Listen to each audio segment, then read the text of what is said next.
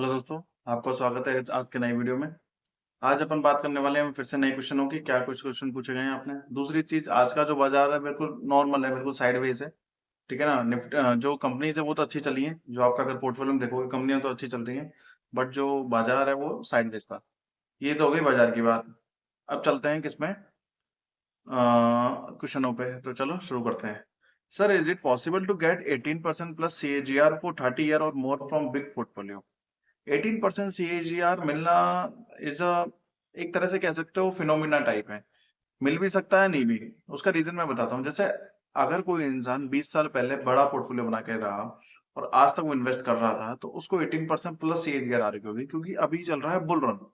Bull run में 18% CAGR आना एक नॉर्मल बात है, आसानी से आ जाएगा अगर वो 20 साल पहले से इन्वेस्टेड है तो। वहीं अगर अगर उसने रिसेंटली इन्वेस्ट किया है या साल 2 साल 3 साल में इन्वेस्ट किया, तो 18% एज अ, मतलब आना भी थोड़ा मुश्किल है 30 साल के उसमें। पर ठीक है, अगर आपको 18% निकालना है ना, सबसे बेस्ट तरीका मार्केट क्रैश में लगाओ। मोटा पैसा मार्केट क्रैश में लगाओ, तो 18% प्लस CAGR आ जाएगी 30 साल में। ये फैक्ट है। ठीक है, आगे चलते हैं। सर, आजकल एक यूट्यूब चैनल पर नौकरी से आजादी का कोर्स चल रहा है। क्या सही है कि नौकरी से आजादी लेनी चाहिए, कि ये एक धोखा है? सेबी की नजर में ये सब नहीं आते क्या? देखो, सबके अपने अपने कोर्स चल रहे हैं, कोर्स का नाम दे दिया जाता है और कुछ नहीं है। बाकी नौकरी से आजादी जैसी जो कोई चीजें नहीं होती। ठीक है, और आपने तो पूरा यही कर रखा पोस्ट। ठीक है सर, कोलगेट का मार्केट दंत कांति पतंजलि ने ले लिया है। हाँ, ये चीजें देखो, अगर आप किसी इंडस्ट्री में, किसी सेक्टर में, किसी मार्केट में सर्व कर रहे हो काफी टाइम से, तो ये मत सोचिए कि आप ही लीडर बने रहोगे या आप ही टॉप पे बने रहोगे। दूसरी कंपनी आएंगी, वो तगड़ा कंपटीशन देंगी, तो वो भी टॉप पे आ जाएंगी। तो वो चीज होती है। तो कंपटीशन हर फील्ड में, हर क्षेत्र में बना हुआ है, बहुत तेजी से बन रहा है। ठीक है, आगे चलते हैं। सर, हिताची एनर्जी इंडिया यानी पावर इंडिया ने लास्ट 5 साल में लगभग 83,000% रिटर्न दिया है, और वैल्यूएशन जस्टिफाइड है क्या? देख लेते हैं, हिताची इंडिया और पावर इंडिया। हिताची इंडिया शायद, पावर इंडिया इंडिया होगा शायद।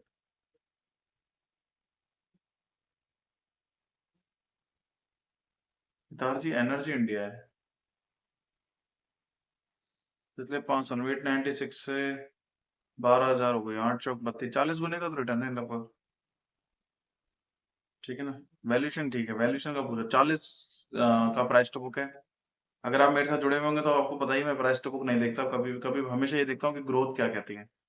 ग्रोथ ये कह रही है कि भाई 4800 करोड़ की थी मार्च 2022 में, फिर 4400 या 5200 हो गया, 5500, यानी कि अब कंपनी ट्रैक पे आ रही है। कंपनी तो गुड है, पर प्रॉब्लम यही है कि बस जो मार्जिन है वो बहुत ही कम है। पर ठीक है, मतलब कंपनी बढ़िया कर रही है, ऐसे कोई दिक्कत वाली बात नहीं है। ठीक है, कोई रिकमेंडेशन नहीं है, मैं पहले ही कह रहा हूँ। ठीक है ना, मैं पहले ही बोल रहा हूँ, कोई रिकमेंडेशन नहीं है। सर, आप मोदी जी का ये पता नहीं क्या है, यही बताना चाहिए था ना कि उसका CAGR कितना है। Sir, one session on bitcoin, where to buy and good to buy. भाई, जिन चीजों की इंट्रिंसिक वैल्यू नहीं होती, जो नियर टू इलीगल होने की कगार पे खड़े हैं, मतलब तो आप क्यों जबरदस्ती उसमें घुसने की कोशिश कर रहे हो? दूर रहिए, सबसे बेस्ट है। अगर आपको बिटकॉइन से भी अच्छे रिटर्न बनाने ना, इन्वेस्ट कीजिए किसी अपने फाइनेंशियल एडवाइजर से, रजिस्टर्ड से भी, रजिस्टर्ड से पूछ के इन्वेस्ट कीजिए। ठीक है, आगे चलते हैं। Sir, we do a minimum one time investment of the required amount and after that we do SIP। This a good thing. बिल्कुल गुड थिंग है, बिल्कुल कोई दिक्कत नहीं है। देखो, आप म्यूचुअल फंड्स में इनमें कर रहे हो तो आप द बेस्ट हो। आप बहुत अच्छे इन्वेस्टरों से भी द बेस्ट हो, क्योंकि आप उनसे भी ज्यादा रिटर्न निकाल पाओगे। ठीक है ना? आप अपना काम करते रहो, जो भी नौकरी धंधा जो कुछ कर रहे हो ना वो करते रहो, और म्यूचुअल फंड्स में सिर्फ लगाइए, बस दैट्स इट। मैं कोई रिकमेंड नहीं कर रहा हूँ, बस मैं आपको एक आइडियोलॉजी दे रहा हूँ कि ऐसा ही करना चाहिए एक नॉर्मल इंसान को।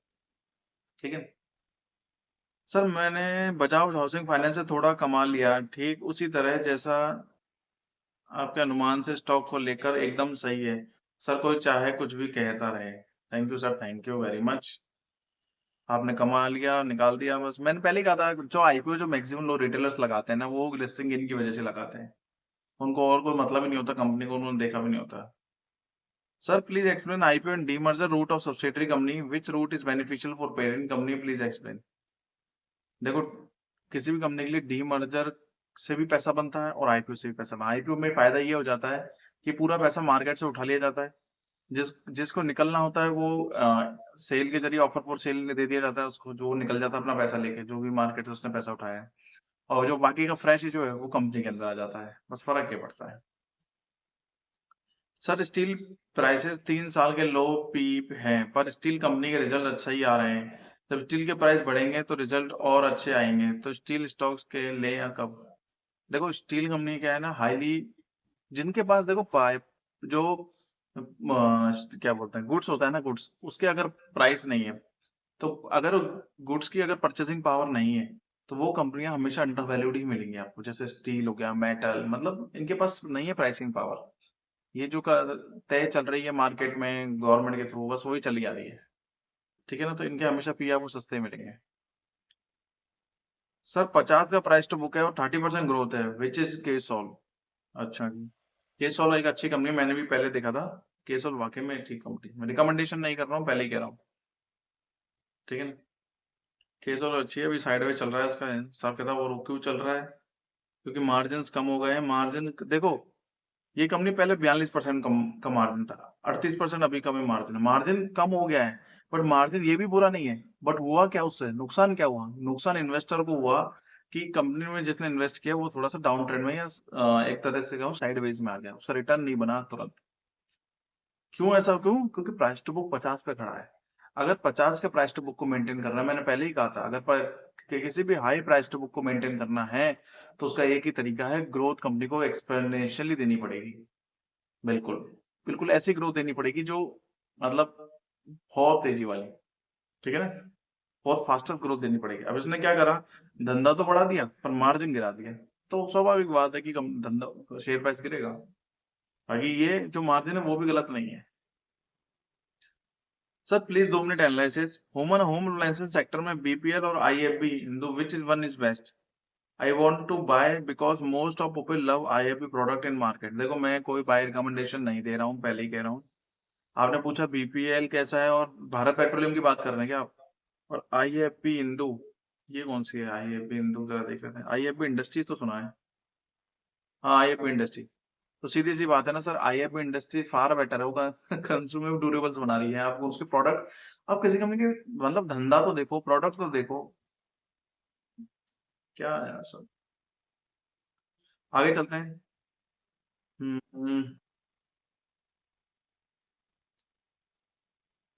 Very sad for our country. हाँ मैं जानता हूँ वो जो केस हुआ था उसके बारे में, आपने बिल्कुल सही बोला है।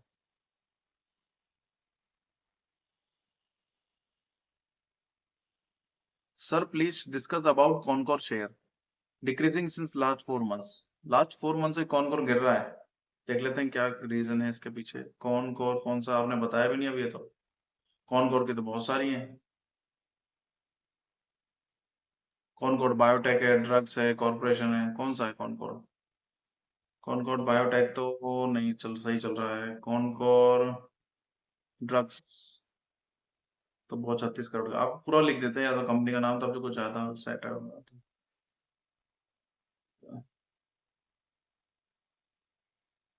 हम्म। नमस्कार सर जी, नमस्ते।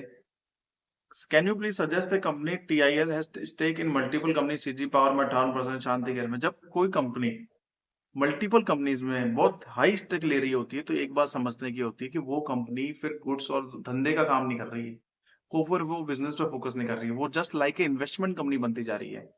यही चीज अडानी ने किया था अंबुजा के साथ। अंबुजा क्या कर रही थी, सभी कंपनीज में स्टेक्स ले रही थी। तो अंबुजा को इस तरह से बना रहे थे, अंबुजा थी कोई दूसरी थी, मेरे को एक्चुअली नाम याद नहीं आ रहा है। तो उसके अंदर क्या हो रहा था कि वो एक तरह से इन्वेस्टमेंट कंपनी बनती जा रही थी। कि होता है ना कि एक बड़ा ग्रुप है, एक बड़े ग्रुप की एक इन्वेस्टमेंट कंपनी है जिसने सारे ग्रुप की कंपनीज को में इन्वेस्ट कर रखा है या शेयर खरीद रखे हैं, कुछ भी कह लो। ठीक है, तो वो चीज होती है, तो इन्वेस्टमेंट कंपनी बनती चली जाती है। और मैं इन्वेस्टमेंट कंपनी से भी दूर रहता हूँ। जब सोचा आप खुद इन्वेस्ट करते हो, तो आप क्यों किसी दूसरी कंपनी में, मतलब इन्वेस्टमेंट कंपनी में इन्वेस्ट करोगे? ठीक है ना, धंधे को पकड़ो, धंधा मेन इंपॉर्टेंट है। बस। आगे चलते हैं।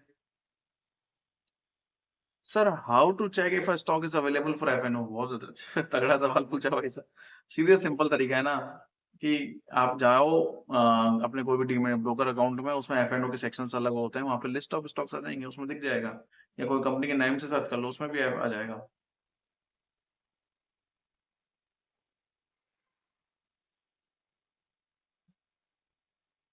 Sir, need your 2 minute analysis on M K venture. Venture नाम दिख गया भाई साहब, इन्वेस्टमेंट कंपनी है। फिर भी देख लेते हैं क्या कर रही है company. M K venture capitalist, थोड़ा सा डाउन ट्रेंड में है। कर क्या रही है कंपनी? देखो, 90% के मार्जिन है, जहां भी 90% के मार्जिन दिख जाए ना, समझ जाओ कंपनी इन्वेस्टमेंट कंपनी है। सारा पैसा डिविडेंड वगैरह से आ रहा है, तो कोई लेना देने का सौदा नहीं है इसमें, क्योंकि शेयर बेच खरीद बेच के आ रहा है या डिविडेंड से पैसा आ रहा है, मतलब इतना ही है इनका सिस्टम। तो इनसे दूर रहो, इनका कोई भरोसा नहीं है। इनका पता क्या होता है, मैं बताऊं आपको इन्वेस्टमेंट कंपनियों में खेल कैसे खेलते हैं, रिटेलर का पैसा कैसे डूबता है। इसमें होता क्या है कि जैसे इन्वेस्टमेंट कंपनी, उसके पास पैसा पड़ा हुआ है, तो उसका पहले तो वैल्यूएशन बढ़ा देंगे कंपनी का, फिर शेयर्स को बेच देंगे, फिर वो कंपनी का जो मनी है ना, कंपनी की जो मनी है, उसको ऐसे स्टॉक्स में लगा देंगे जहां से वो पैसा डूब जाए। लगेगा तो ऐसा कि वो पैसा इंक्रीज हो रहा है, मतलब आपने तो उस कंपनी के भी यहाँ पे लगाया है, पर उस कंपनी ने वो पैसा घुमाने के लिए दूसरी कंपनी में लगा दिया। तो वो चीज होती है। ठीक है sir, there are many investors who are invested for 60, 70 years. I know one family who are holding HUL from 1946, last 4 generation. गजब। And not a single shares holder. बहुत तगड़ा है। Now getting more than 30, 40 lakh as dividend years together. बिल्कुल सही सी बात है। देखो, एक कहावत आपने सुनी होगी, जिस चीज को आप जितना समय दोगे ना, उतनी ही आगे बढ़ेगी, उतने ही उसमें आप परिपक्व होते जाओगे, उतने ही उसमें आगे बढ़ते चले जाओगे। ठीक शेयर्स के साथ भी ऐसा ही है। शेयर्स में आप जितना इन्वेस्टेड रहोगे ना, उतना ही आपको डिविडेंड, प्राइसिंग, कैपिटल गेन वगैरह सब चीज उतनी ही एक्स्ट्रा होती जाएगी। तो this is the holding period. आप ये चीज कैरियर में भी देख सकते हो, जिस फील्ड को आपने चूज कर लिया, उस फील्ड में आप लगे रहो। एक दिन सफल, हर रोज सफलता नहीं मिलेगी, पर एक दिन जरूर मिल जाएगी। ठीक है ना? तो वो चीज होती है। आगे चलते हैं। सर, 75 का माल 150 में बेचा, ठीक है, और 160 और 170 का में कंपनी खुद माल चेप गई। इस वजह से फाइनेंस आईपीओ 70 में आईपीओ लाया, और फिर 150 पे लिस्टिंग हुई, और 170 में 5% बेच दिया। देखो, इसमें मैं कोई रिप्लाई नहीं करना चाहूंगा, ठीक है ना, क्योंकि बजाज फाइनेंस पे अपने बहुत डिस्कशन कर लिया है। आह, चलो आगे चलते हैं।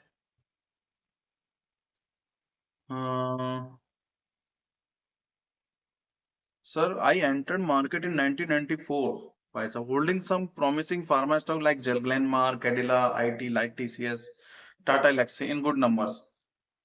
तो helps to make good wealth. अभी भी आप ये पूछ रहे हो कि wealth कैसे बनाए? भाई गजब आदमी हो यार आप। जरा आप खुद सोचिए, आप 1994 से इन्वेस्टेड हो, मतलब उस समय तो मेरा भी जन्म नहीं हुआ था, तब से इन्वेस्टेड हो। ठीक है ना? तो आप सोचिए जरा कि यार, थोड़ा सा आप खुद ही बढ़िया बढ़िया कंपनी में इन्वेस्टेड हो। ठीक, इन्वेस्टेड रहो। जब आपकी एज है, मैं कहता हूँ 50-60 क्रॉस हो जाती है ना, फिर आपको है ना ऊटा पटक नहीं करनी चाहिए। जिस कंपनी में इन्वेस्टेड हो, उसी कंपनी में इन्वेस्टेड रहो, बढ़िया डिविडेंड आता रहेगा, खर्चा चलता रहेगा, बस बात खत्म। ठीक है ना? तो ये चीज है। अशोक लीलैंड की 2 मिनट एनालिसिस कीजिए। चलो कर लेते हैं, फिर से वही मार्केट का हाईएस्ट वाला, अशोक लीलैंड। अशोक लीलैंड आ गया, अशोक लीलैंड खुल गया। 70,000 करोड़ की कंपनी अभी गिर रही है। क्यों गिर रही है साहब? मार्जिन अच्छे हैं, सब चीज अच्छी है, नेट प्रॉफिट को डिक्रीज हुआ है, नेट प्रॉफिट डिक्रीज हुआ है इंटरेस्ट कॉस्ट की वजह से। क्यों? वही लोन्स बढ़ गए क्या? हाँ, लोन बहुत ड्रास्टिकली बढ़ा दिए इसने। 9,000 करोड़ के लोन बढ़ाए हैं। ठीक है, अगर लोन बढ़ाने से रेवेन्यू बढ़ जाता है, इंटरेस्ट कवरेज का अच्छा हो रहा है, तो काम अच्छा हो सकता है, नहीं तो बत्ती लग सकती है। बाकी इतनी बड़ी कंपनियों में देखो, मैं खुद दिमाग लगाता नहीं हूँ। 70,000 करोड़ की कंपनी, अब यार, मतलब अगर आप न्यू एज इन्वेस्टर हो ना, न्यू एज इन्वेस्टर हो, तो मेरी एक बात मानना कि यार आप रिसर्च बहुत अच्छे से कीजिए। ठीक है ना? मतलब आप खुद पे एनालिसिस तो कीजिए कि क्या चीजें हैं, क्या चीजें नहीं है। ठीक है ना? और 70,000 करोड़ की कंपनी, आप ये कर, आप पेपर पेन लीजिए, उसमें 70,000 लिखिए, और उसको 10 से गुणा कीजिए, और फिर देखिए कि यार 70,000 को 7 लाख पहुंचने में कितने पैसे लग रहे हैं। वो पैसा इन्वेस्टेड हो जाएगा क्या इस कंपनी के अंदर? इतना सा दिमाग लगाइए। ठीक है, आगे चलते हैं। Sir my age 63, even today I use Kao brand black powder, tooth is okay. Okay sir, बढ़िया चीज है। आगे चलते हैं।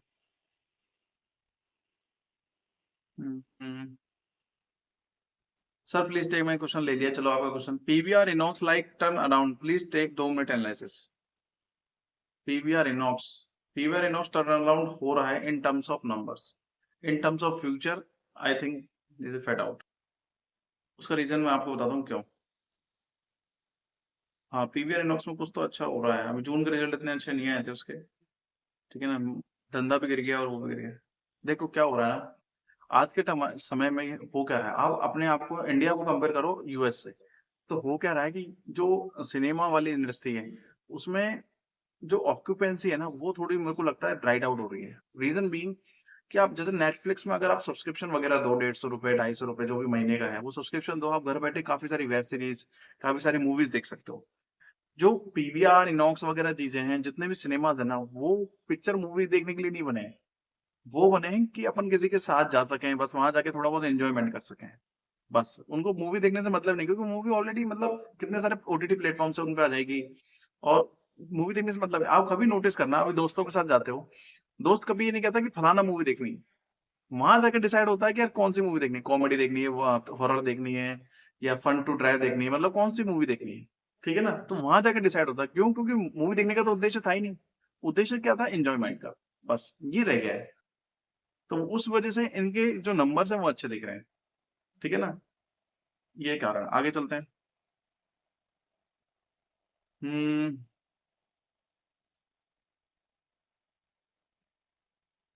क्वेश्चन फ्रॉम इंडिया और पाकिस्तान टू बेस्ट एडवाइस पर your knowledge to invest only treatment as investment.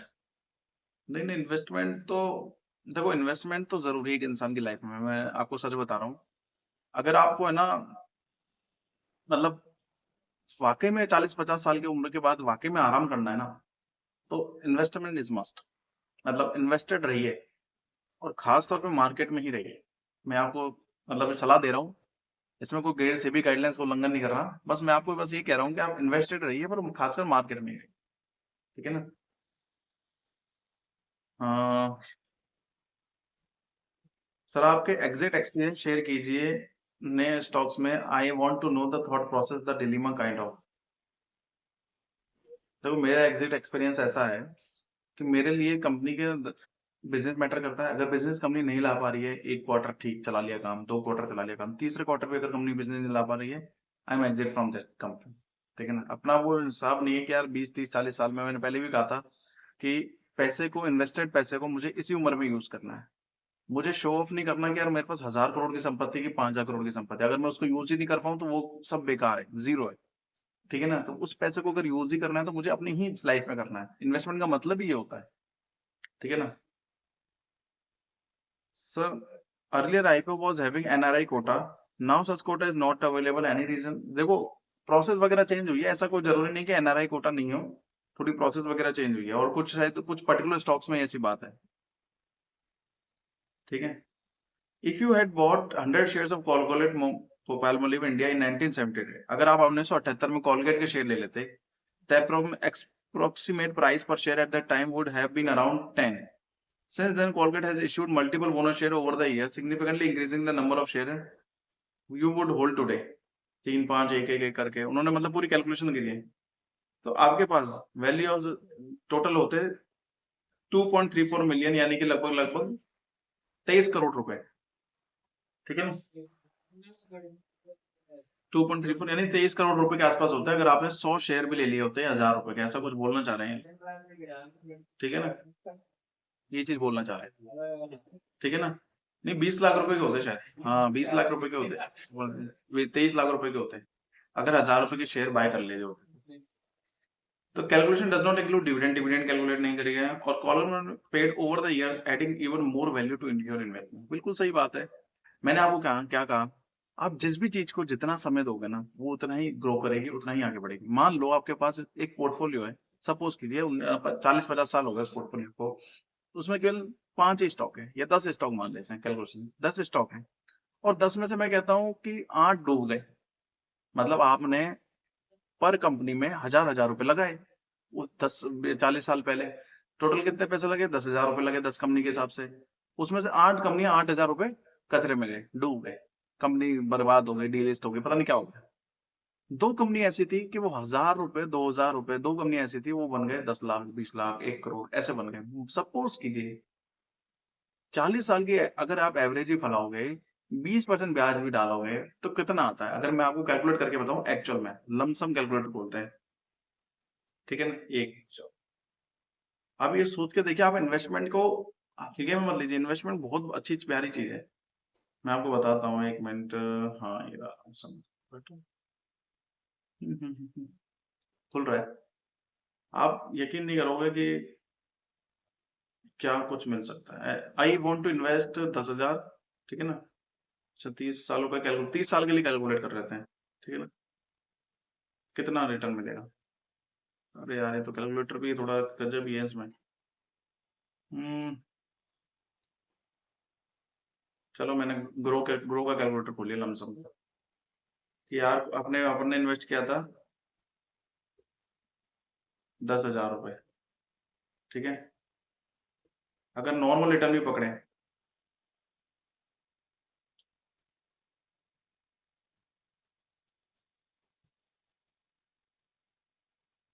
20% की, कितने साल में? क्योंकि 40 साल का था, तो आपका वो पैसा हो गया 1.46 करोड़, यानी कि लगभग लगभग 1,47 लाख रुपए हो गया। जरा सोचिए, 10,000 रुपए, ठीक है ना? अब मैं बोलता हूँ कि 8,000 तो डूब गए थे, तो अपन कैलकुलेशन करते हैं 2,000 रुपए, ठीक है? 2,000 रुपए लगाओगे तो लगभग 30 लाख रुपए हो गए, यानी कि आपने जो 10,000 डाला था उसमें से अगर 8,000 भी डूब गए तो अभी 30 लाख रुपए मिल गए। यानी कि ये कोई कंपाउंडिंग रिटर्न तो देखो आप। तो वो चीज होती है कि यार इन्वेस्टेड रहो, मस्त रहोगे, ठीक है? आगे चलते हैं। आगे क्या क्वेश्चन है? सर, आप एनालिसिस के लिए कौन सा वेबसाइट यूज करते हो? देखो, एनालिसिस के लिए मैं स्किनर.इन यूज करता हूँ, ठीक है ना?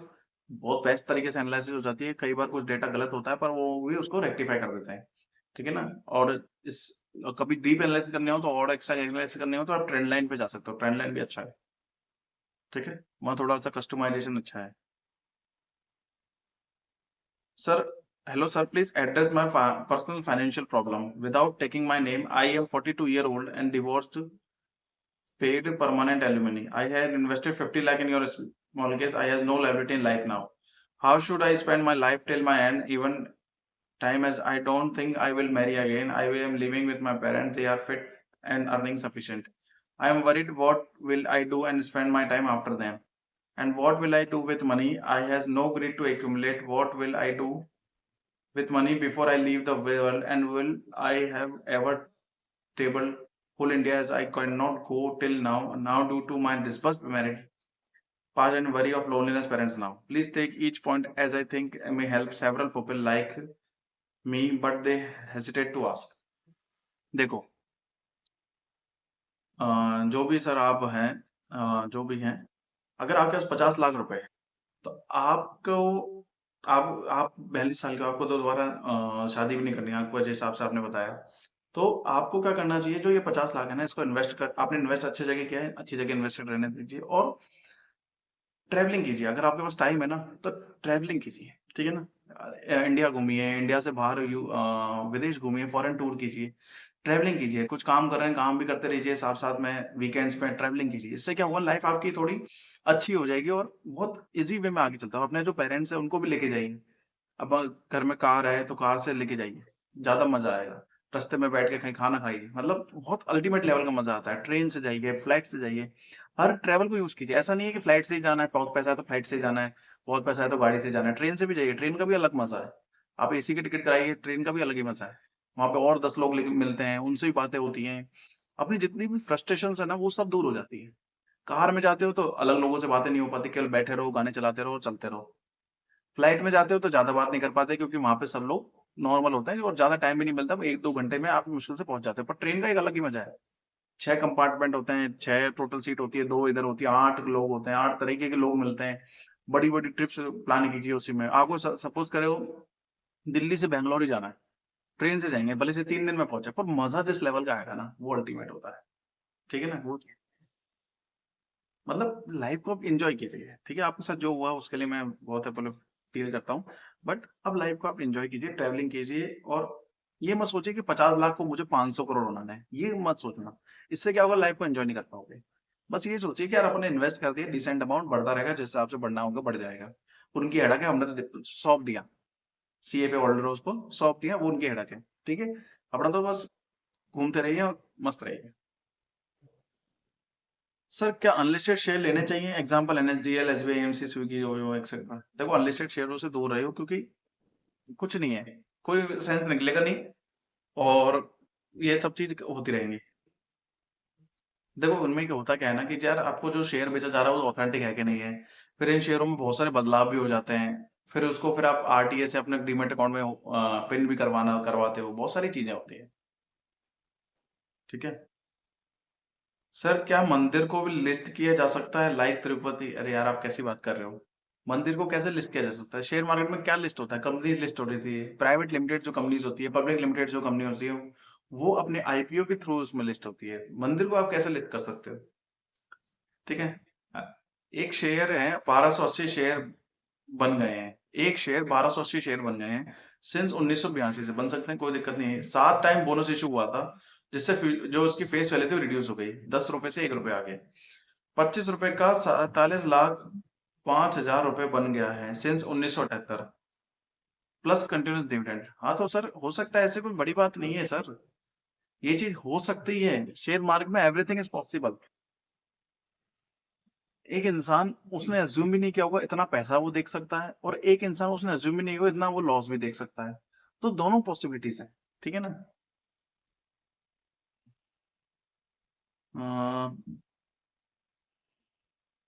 आगे चलते हैं। लाइक शेयर एंड सब्सक्राइब जरूर कर दीजिएगा सर। सर प्रॉपर्टी में इन्वेस्ट करना सही रहेगा बजाय शेयर के?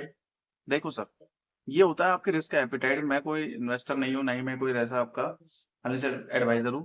बट मैं एक चीज कहना चाहूंगा कि आपको मतलब रिस्क एपिटाइट देखनी पड़ती है सर। आपकी उम्र क्या है मुझे नहीं पता, आपका बैकग्राउंड क्या है मुझे नहीं पता, आपका मतलब रिस्क लेने की जो कैपेसिटी वो कितनी है वो मुझे नहीं पता। तो मैं नहीं बता सकता कि क्या लेना चाहिए क्या नहीं लेना चाहिए। मैं बस इतना कहना चाहूंगा कि if you want peaceful life, मतलब आपको नहीं देखना, ज्यादा उठापटक नहीं करनी, आप ऐसी एज में है 50-60 साल की, इन्वेस्टेड रहिए प्रॉपर्टी में, ठीक है? रेंटिंग कीजिए, बेस्ट है। अगर अगर कैश है तो, नहीं इतना नहीं है और कम पैसा है, बढ़ाना भी तेजी से है, तो डाल दीजिए शेयर मार्केट, खासकर म्यूचुअल फंड्स में। ठीक है ना? आजकल हर कोई इन्वेस्टिंग कर रहा है, इन्वेस्टिंग कीजिए, मैं मना नहीं कर रहा हूँ, पर थोड़ा सोच समझ के कीजिए। हर कोई है ना मतलब डायरेक्टली शेयर ले ले रहा है, फिर चलो होल्ड भी नहीं कर पा रहा। होल्ड कर ले फिर भी सोच समझते हैं कि यार चलो होल्डिंग किया तो कुछ ना कुछ तो बन ही जाएगा पैसा। होल्ड भी नहीं कर पा रहा, साल से बार पूरे होते नहीं है और सेल, क्योंकि जिस समय वो कंपनी खरीदी उस समय वो चली नहीं, बाद में चल गई तो दुख होता है फिर। तो वो चीज होती है।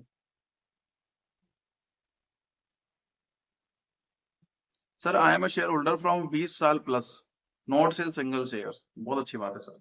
ये यही होता है कि इन्वेस्टर की पहचान होती है। कोई अगर कोई ऐसा शेयर जो कि 5 साल से ज्यादा का है ना, वो असली का इन्वेस्टर है। बस ये ध्यान रखना। क्योंकि आप धंधा खरीद रहे हो सर, आप कंपनियां नहीं खरीद रहे हो, आप धंधा खरीद रहे हो, आपको उस धंधे की वैल्यू पता है। एक तो होता है कि यार माता जी पिताजी ने धंधा खुला दिया। एक होता है कि नहीं सर, आपने अपना धंधा समझ के इन्वेस्ट किया है कि यार ये तो मेरा ही धंधा है। अगर मैं पानी की बोतल बेच रहा हूँ बिस्लरी की, और मैं बिस्लरी में इन्वेस्ट कर रहा हूँ, तो ऐसा समझ के इन्वेस्ट कर रहा हूँ कि यार ये तो मेरा ही धंधा है, इसके सुख दुख में मैं इसके साथ ही रहूंगा। ठीक है। Sir as per you, two wheeler penetration complete हो चुका है, but company like Hero moto और Bajaj auto TVS which is so called moto हाथ giving high huge return, that's why your return is average. देखो क्या होता है ना कि जो टू व्हीलर का जो पेनिट्रेशन है ना, उसमें अभी क्या चल रहा है, अभी आपने देखा होगा फोर व्हीलर्स पे बहुत ज्यादा डिस्काउंट चल रहा है। टाटा मोटर्स ने या बहुत सारी कंपनीज ने भी धीरे धीरे डिस्काउंट कर देंगे, और फिर कुछ सीजन भी आ रहा है, नवरात्रि भी आ रही है, और फिर कुछ दिवाली भी आ रही है, बहुत सारे मतलब एक साथ त्योहार आ रहे हैं। ये मतलब ये साल अब त्योहारों का ही साल बच गया है एक तरह से। तो इसमें बहुत ज्यादा डिस्काउंटिंग की जाएगी कंपनीज के थ्रू, चाहे किसी भी फील्ड में हो। ठीक है ना?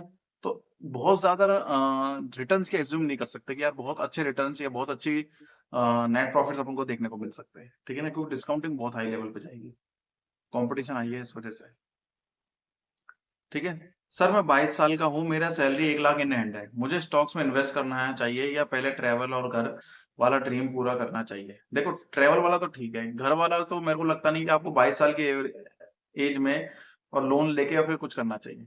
ठीक है, आप कर सकते हो। देखो मैं कोई एडवाइजर नहीं हूँ, मैं कोई रजिस्टर्ड कुछ भी नहीं हूँ।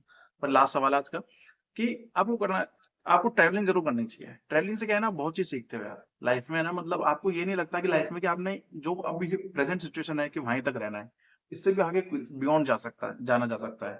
तो आप ट्रैवलिंग कीजिए। और घर खरीदने वाली बात है जो, वो आपके ऊपर है। आप इसका भी एक कैलकुलेशन लोग करते हैं कि अगर आपकी जो ईएमआई है उसका उसका जो 10% है, अगर आप एसआईपी कर दो तो आपको जो इंटरेस्ट का पैसा है वो बराबर मिल जाएगा। पर उसमें फिर वही प्रेजेंट वैल्यू का लफड़ा पड़ जाता है। तो ये आपके ऊपर है सर, क्या आपको घर खरीदना है नहीं खरीदना है। देखो घर खरीद लोगे तो पीस ऑफ माइंड आ जाएगा, और नहीं खरीदोगे तो रिटर्न्स आ जाएंगे। तो दोनों ऑप्शन है, या तो यहाँ से पीस ऑफ माइंड चाहिए चाहे यहाँ से पीस ऑफ माइंड चाहिए, देखना आपको है, ठीक है ना। क्योंकि एसआईपी भी 20 साल चलेगी और ईएमआई भी 20 साल चलेगी। दोनों को एक पेपर पेन में लेके चलवा दीजिए, आपको समझ में आ जाएगा क्या बेस्ट है, ठीक है ना। ये मेरा कहना होगा। बाकी अभी के लिए इतना ही, क्योंकि काफी टाइम हो चुका है। Thank you very much. और लाइक शेयर सब्सक्राइब और कमेंट जरूर कीजिए। Thank you.